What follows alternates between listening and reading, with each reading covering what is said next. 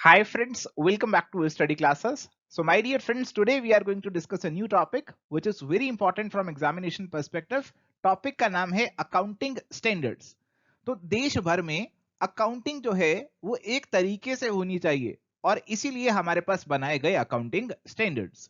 हमारे examination perspective से अगर मैं बात करूं तो आपको सवाल कुछ ऐसे देखने को मिलते हैं कि आपसे एएस का नंबर और उसके डिस्क्रिप्शन पूछी जाती है, जैसे एएस 2 किससे जुड़ा हुआ है, S7 किससे जुड़ा हुआ है, S9 किससे जुड़ा हुआ है।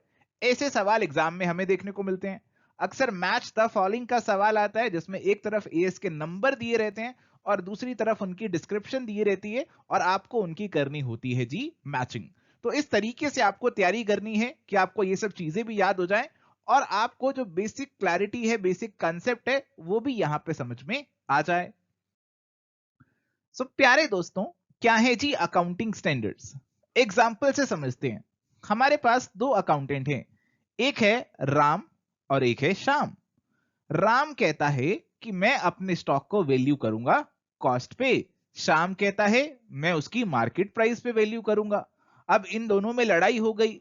अब ऐसी लड़ाई का सोल्यूशन कैसे निकले? अब ये दोनों अपनी कंपनी की फाइनेंशियल स्टेटमेंट्स बना रहे हैं और ये फाइनेंशियल स्टेटमेंट्स अल्टीमेटली पहुंचेगी इन्वेस्टर के पास। एक इन्वेस्टर है हमारे पास, मान लीजिए एक इन्वेस्टर हमारे पास है मिस्टर, क्या नाम दे इनका, राम तो पहले यूज हो गया तो रामू कर देते हैं। तो हमारे पास ये मिस्टर रामू हैं। अब इनको देखनी है फाइनेंशियल स्टेटमेंट्स और देखना है कि मैं कौन सी कंपनी में पैसे लगाऊं। क्या ये दोनों फाइनेंशियल स्टेटमेंट्स कंपेरेबल हैं? दोनों का कंपैरिजन हो सकता है या नहीं हो सकता? रामू जी देखते हैं कि राम की स्टॉक तो बहुत ही कम कीमत पे है और श्याम ने तो उसकी मार्केट प्राइस लिखी, वो देखते हैं कि मार्केट प्राइस तो बहुत ज्यादा है, इसकी कॉस्ट की वैल्यू, इसकी स्टॉक की वैल्यू बहुत ज्यादा है। तो रामू को लगता है भाई श्याम ने जो बनाई है वो बहुत बढ़िया है, उसकी कंपनी में पैसा लगाया जाए। बट क्या ऐसा सही है? जी नहीं, ये सही नहीं है, क्योंकि दोनों ने अलग अलग अकाउंटिंग पॉलिसी को फॉलो किया और इसीलिए जरूरत हुई कि हमारी अकाउंटिंग पॉलिसीज को स्टैंडर्डाइज किया जाए। और अकाउंटिंग स्टैंडर्ड्स हमारे पास यही फ्रेमवर्क प्रोवाइड करते हैं और हमारी अकाउंटिंग पॉलिसीज को स्टैंडर्डाइज करते हैं, बताते हैं कि किसी ट्रांजैक्शन को, किसी इकोनॉमिक इवेंट को किस तरीके से आपने अपनी फाइनेंशियल स्टेटमेंट्स में दिखाना है, ताकि आपकी जो फाइनेंशियल स्टेटमेंट्स हैं अलग अलग कंपनीज की, वो कंपेरेबल हो सके। So accounting standards, they standardize diverse accounting policies। जो हमारे पास डाइवर्स अकाउंटिंग पॉलिसीज हो सकती थी ना, उनको अकाउंटिंग स्टैंडर्ड्स ने क्या कर दिया, खत्म करके स्टैंडर्डाइज कर दिया। इससे क्या फायदा हुआ? जो नॉन कंपेरेबिलिटी आ गई थी राम और श्याम की फाइनेंशियल स्टेटमेंट्स में, वो अब खत्म हो गई, वो अब एलिमिनेट हो गई और फाइनेंशियल स्टेटमेंट्स की यहां पे रिलायबिलिटी बढ़ गई। आपकी फाइनेंशियल स्टेटमेंट्स जो हैं अब हर किसी को उस पर विश्वास हो जाएगा, क्योंकि वो स्टैंडर्ड्स के तहत बनाई गई हैं। और साथ ही साथ हमारे राम और श्याम का काम भी आसान हो जाएगा। पहले उन्हें हर चीज के लिए सोचना पड़ता था कि किसका ट्रीटमेंट किस तरीके से करूं।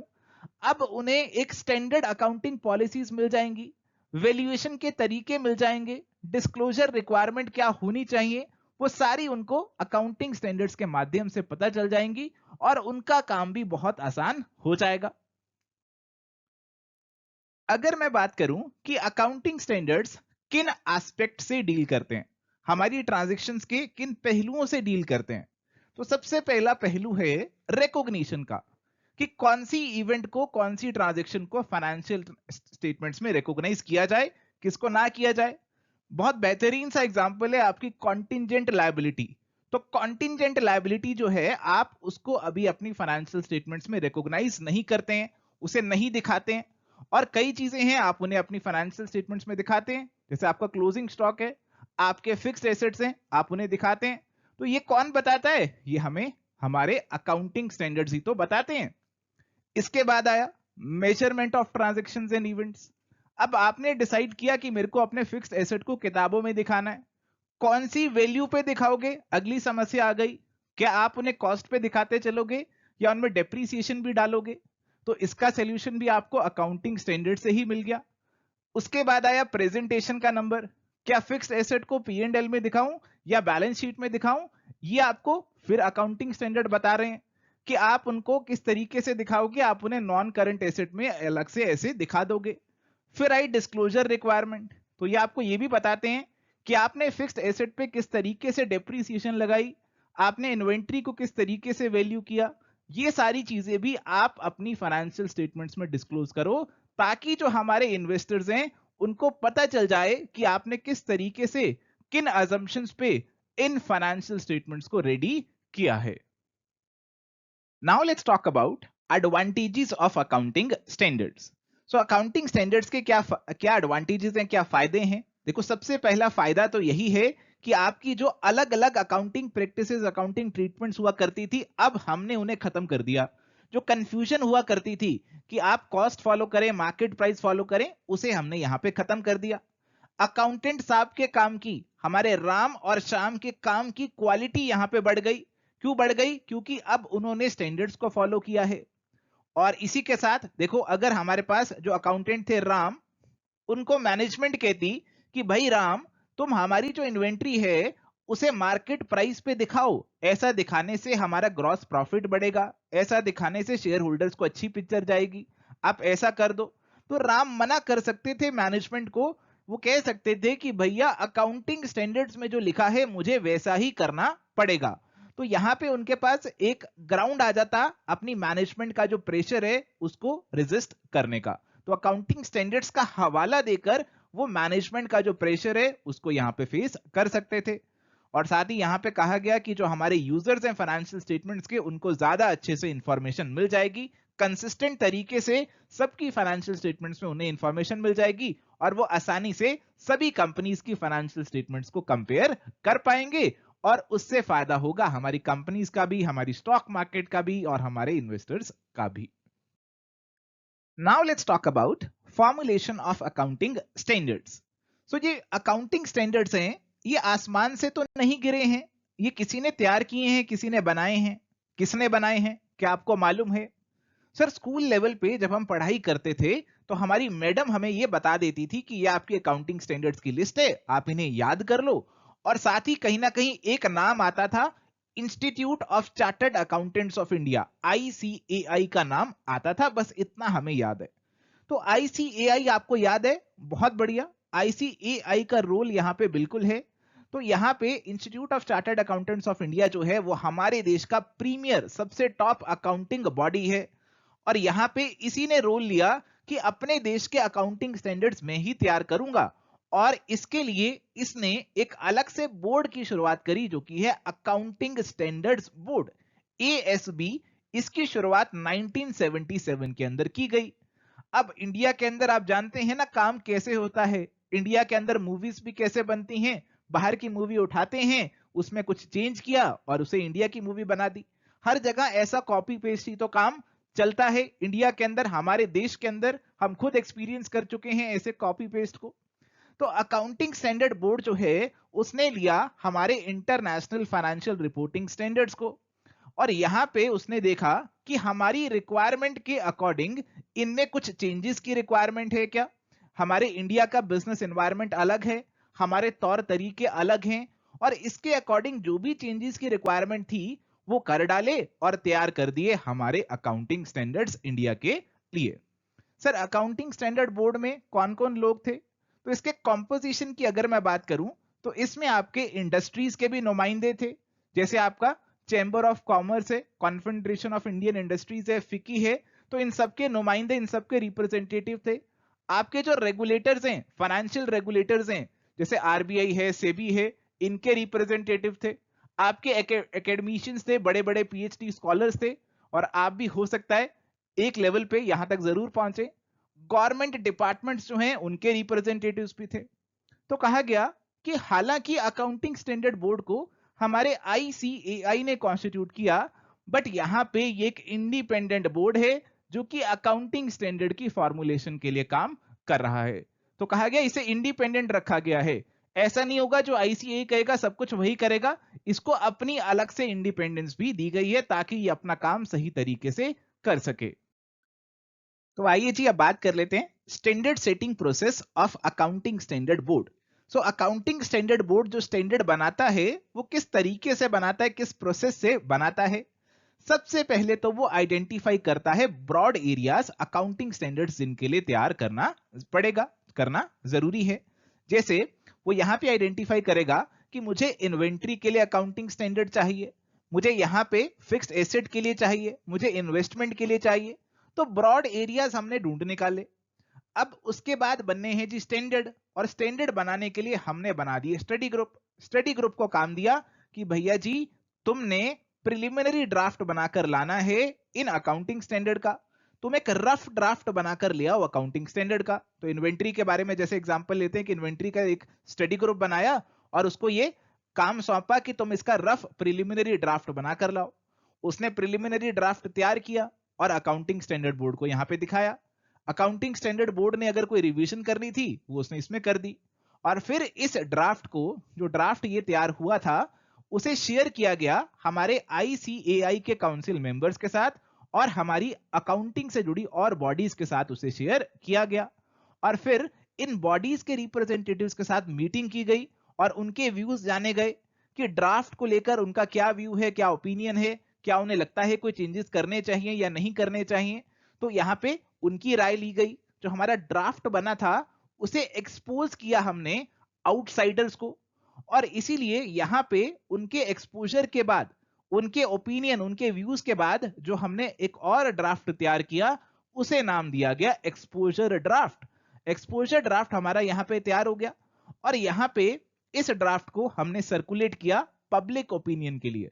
हमने कहा कि अगर पब्लिक भी, आपके और मेरे जैसे लोग भी इस पे कुछ कमेंट देना चाहते हैं तो वो दे सकते हैं।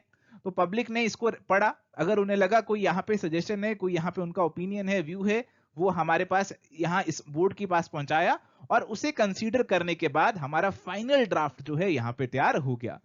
तो फाइनल ड्राफ्ट हमारा जो तैयार हुआ वो यहाँ पे हमारी जो institute of chartered accountants of India है उसने उसे कंसीडर किया और फिर फाइनली उसे यहाँ पे इशू कर दिया। नॉन कॉर्पोरेट एंटिटीज यानी कि नॉन कंपनीज के लिए तो institute of chartered accountants of India ने ही अकाउंटिंग स्टैंडर्ड को इशू कर दिया। बट जो हमारी कंपनीज थी उनके ऊपर ICAI का इतना कंट्रोल नहीं है, उनके ऊपर कंट्रोल है हमारी सेंट्रल गवर्नमेंट का, और उसके अंदर भी हमारे मिनिस्ट्री ऑफ कॉर्पोरेट अफेयर्स का। हमारे कंपनीज एक्ट 2013 के अंदर कहा भी गया है सेक्शन 133 के अंदर कि सेंट्रल गवर्नमेंट प्रिस्क्राइब करेगी कि कौन से अकाउंटिंग स्टैंडर्ड्स हमारी कंपनीज को फॉलो करने हैं। तो कंपनीज के लिए हमारी मिनिस्ट्री ऑफ कॉर्पोरेट अफेयर्स जो है उसने अकाउंटिंग स्टैंडर्ड्स को इशू किया।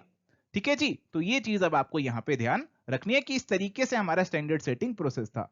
तो क्या क्या चीजें यहां पे हुई, सबसे पहले हमारे पास बना था प्रिलिमिनरी ड्राफ्ट, है ना जी, स्टडी ग्रुप ने बनाया प्रिलिमिनरी ड्राफ्ट, और फिर उसके बाद हमारे पास बाहर के लोगों के ओपिनियन के बाद एक्सपोजर ड्राफ्ट बना था, पब्लिक के कमेंट के बाद हमारे पास फाइनल ड्राफ्ट यहाँ पे तैयार हो गया था, और फिर उसको ICAI ने फाइनली क्या कर दिया था, अप्रूव कर दिया था और इशू कर दिया था, और यहाँ पे हमारा अकाउंटिंग स्टैंडर्ड रेडी हो गया था। तो ये जो प्रोसेस है this should be clear to you guys, because यहाँ पे आपका सीक्वेंसिंग वाला सवाल बन सकता है। आजकल काफी सीक्वेंसिंग के सवाल एग्जाम में आ रहे हैं, और यहाँ पे आपसे सीक्वेंस पूछ सकते हैं कि कौन सा स्टेप जो है कब परफॉर्म करते हैं in the setting of accounting standards in India. So friends, यहाँ पे हमारे पास एक लिस्ट है हमारे इंडिया के अकाउंटिंग स्टैंडर्ड्स की। तो हमारे देश में अगर मैं बात करूं कितने अकाउंटिंग स्टैंडर्ड्स हैं, तो हमारे पास AS1 से लेके 29 तक है। तो सर इसका मतलब है कि 29 स्टैंडर्ड्स हैं? नहीं, ऐसा नहीं है। बीच में 2 AS जो हैं वो उनको विड्रॉ कर लिया गया है, आपके AS6 को और AS8 को विड्रॉ कर लिया गया है। तो इन इफेक्ट हमारे पास 27 अकाउंटिंग स्टैंडर्ड्स ही यहाँ पे बचते हैं। ठीक है जी, कौन कौन से हैं अकाउंटिंग स्टैंडर्ड्स, आइए इनकी लिस्ट आपको यहाँ पे दे रखी है, इसे एक बार गो थ्रू कर लेते हैं। तो सबसे पहला है अकाउंटिंग स्टैंडर्ड 1, जो कि बात करता है डिस्क्लोजर ऑफ अकाउंटिंग पॉलिसीज की। तो बेसिक अकाउंटिंग स्टैंडर्ड है ये आपका। इसके बाद आता है अकाउंटिंग स्टैंडर्ड 2, ब्रैकेट में लिखा है रिवाइज्ड, यानी कि ओरिजिनल जो स्टैंडर्ड आया था उसमें कुछ रिवीजन भी किए गए थे। ये बात करता है इन्वेंट्री की वैल्यूएशन की, कि आपको इन्वेंट्री को किस तरीके से वैल्यू करना है। कॉस्ट और मार्केट प्राइस नहीं कहता ये कहता है कॉस्ट और NRV, net realisable value, whichever is less. Inventory की कॉस्ट में क्या चीजों को इंक्लूड करोगे, ये सारी बातें इसके अंदर आती हैं। फिर आता है अकाउंटिंग स्टैंडर्ड 3, जो कि आपका कैश फ्लो स्टेटमेंट से जुड़ा हुआ है, और इसे तो सेपरेटली आपके साथ अलग लेक्चर में भी डिस्कस करना है। फिर आता है अकाउंटिंग स्टैंडर्ड 4, जो कि आपका जुड़ा हुआ है contingencies and events occurring after the balance sheet date. तो अगर आपकी बैलेंस शीट बनी 31 मार्च को, और क्या हुआ जी कि आप उसको फाइनलाइज कर रहे थे। अब फाइनलाइज 31 मार्च को तो नहीं हो गई ना, फाइनलाइज करने में समय लगा।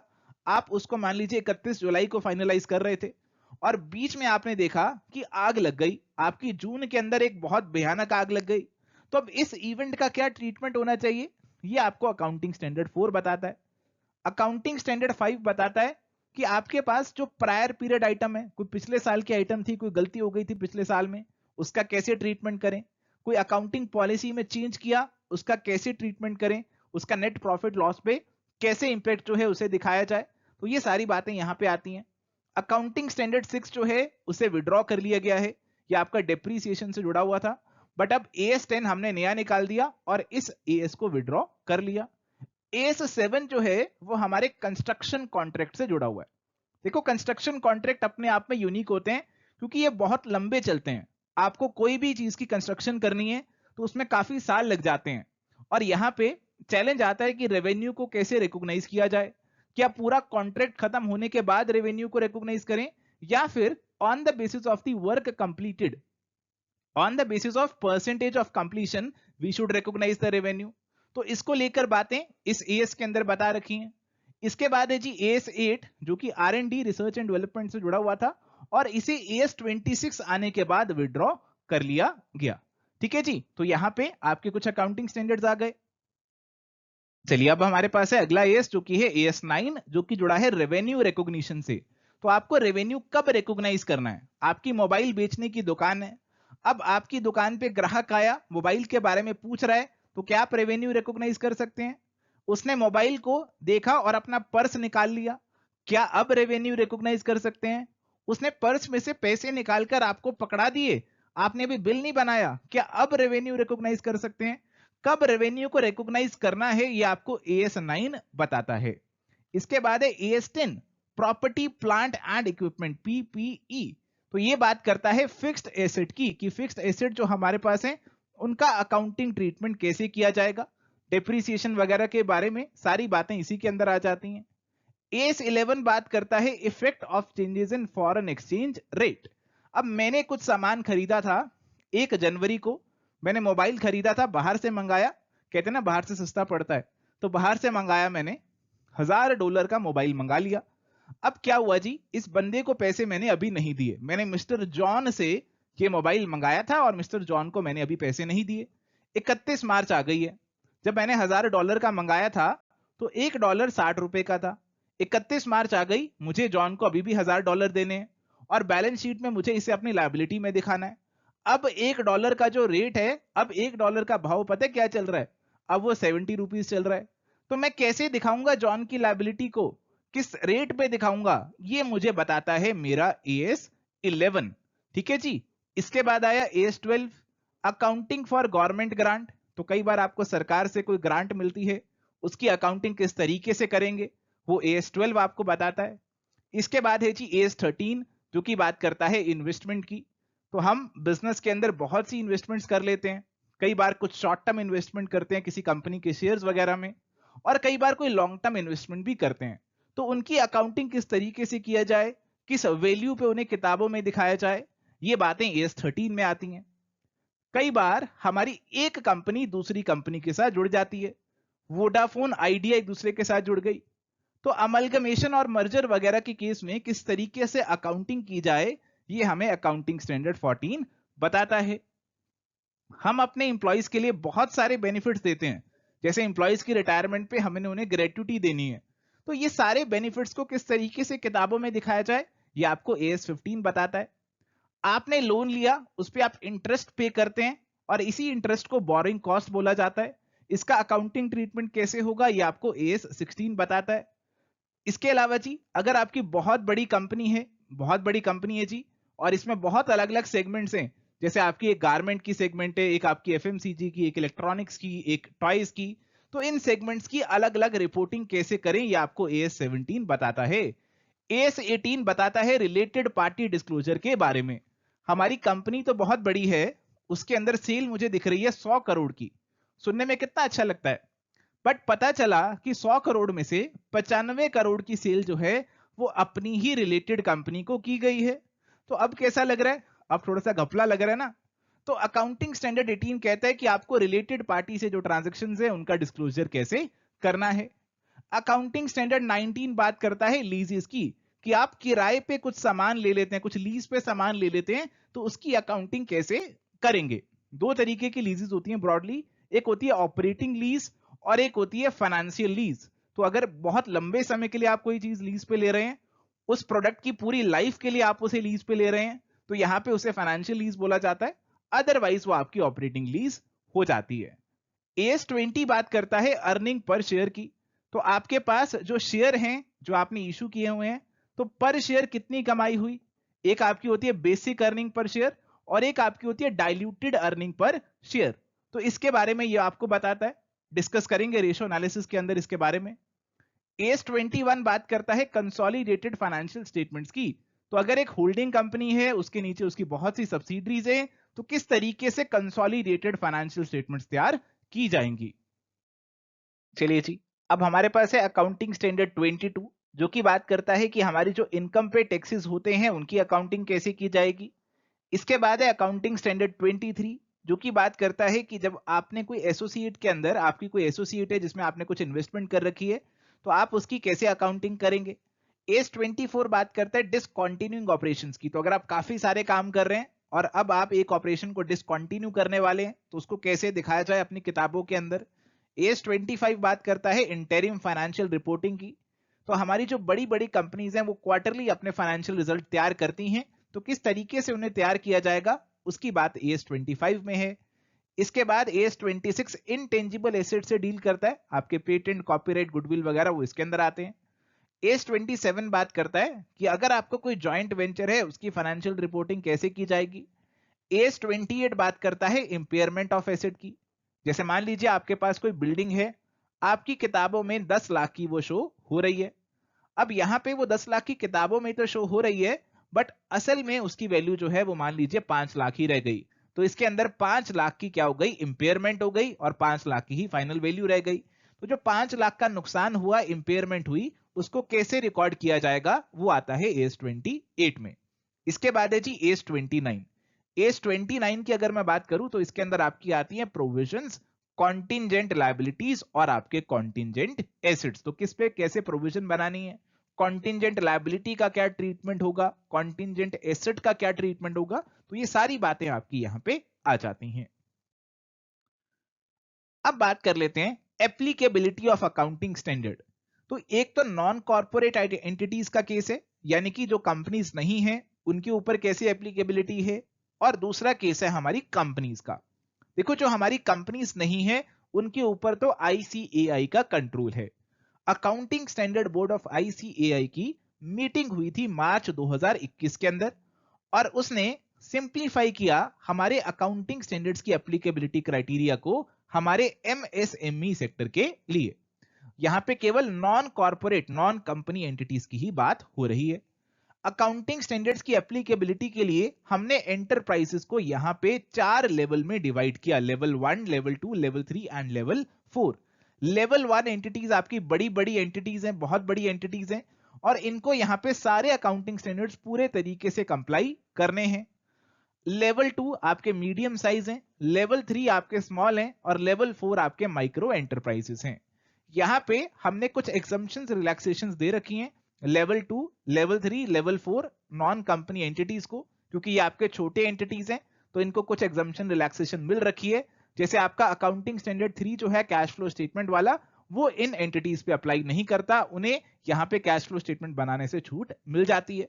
तो यहां पे हमने जो बड़ी एंटिटीज हैं उनको पूरे तरीके से स्टैंडर्ड्स को कंप्लाई कराया, और जो छोटी हैं उनको यहां पे हमने कुछ रिलैक्सेशन यहां पे दे रखी है, और ये चीज आपको मालूम होनी चाहिए।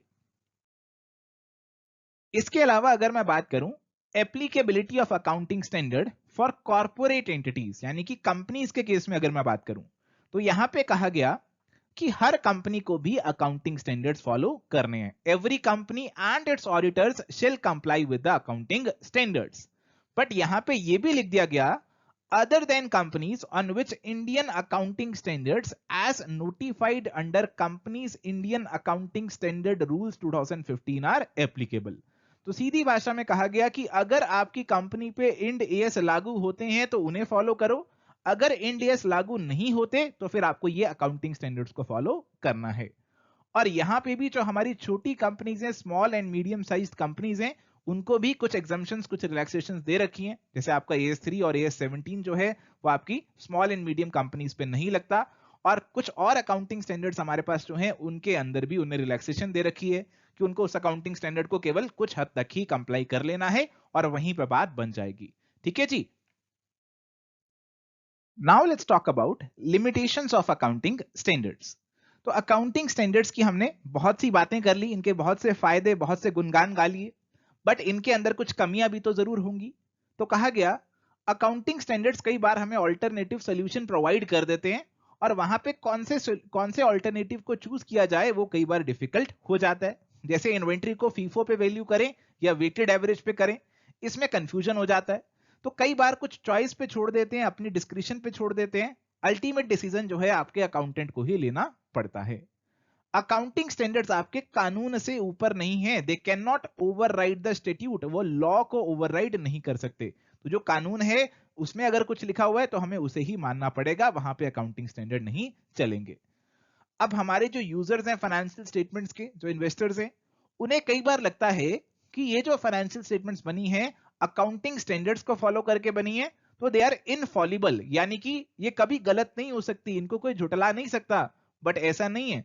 हमारी सत्यम कंपनी की भी तो फाइनेंशियल स्टेटमेंट्स बनी थी, बट बाद में पता चला कि उसमें कितने घपले थे, कितने घोटाले थे।